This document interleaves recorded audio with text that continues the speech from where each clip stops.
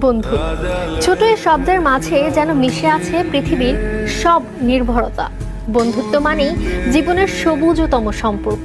পরিবারের বাইরে জীবনে অনেকেই আসে, কেউ শুধু সুখের সময় থাকে, কেউ দুঃখের সঙ্গীও হয়। তবে এদের মধ্যে যারা সারা জীবন থেকে যায় তারাই বন্ধু। যারা আমাদের সব সময় সাথে থাকে, পাশে থাকে, এবং আমরা যখন এই বিপদে পড়ি তখন ওরাই সবার আগে এগিয়ে আসে। কথাও বলতে পারবো, বকাবকিও করতে পারবো, একটা শান্তির স্পেস।